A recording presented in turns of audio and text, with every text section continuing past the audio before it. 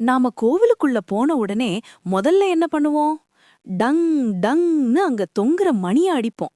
நம்மள பல பேர் என்ன நினைச்சிட்டு இருக்கோம்னா, சாமி தூங்கிட்டு இருப்பாரு, மணி அடிச்சு எழுப்பணும், அல்லது சாமி நான் வந்துட்டேன்னு அட்டெண்டன்ஸ் போடுறோம்னு நினைக்கிறோம். ஆனா உண்மை அது இல்ல. சாமிக்கு காது கேட்காதா என்ன? இல்ல அவர் தூங்கிடுவாரா? அந்த மணி சாமிக்காக இல்ல, நமக்காக. இதோட அறிவியல் என்னன்னா, அந்த கோவில் மணி சும்மா இரும்புலையோ பித்தளையிலையோ செஞ்சதில்ல. அது கேட்மியம், ஈயம், செம்பு, துத்தநாகம்னு பல உலோகங்களை ஒரு குறிப்பிட்ட அளவுல கலந்து செஞ்சிருப்பாங்க. நீ அந்த மணிய அடிச்ச உடனே அதுல இருந்து வர சத்தம் சாதாரண சத்தம் இல்ல. அது நம்ம மூளையோட இடது பக்கத்தையும் வலது பக்கத்தையும் ஒரு சேர இணைக்கிற சக்தி வாய்ந்த ஓசை. அந்த ஓம்ங்கிற அதிர்வு சரியா 7 நொடிகள் நம்ம காதுல ஒலிக்கும்.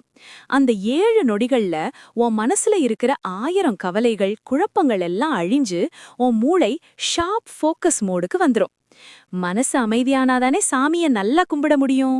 சுருக்கமா சொல்லணும்னா, உன் மனசுங்கிற மொபைல சைலண்ட் மோட்ல போடுற பட்டன் தான் அந்த கோவில் மணி.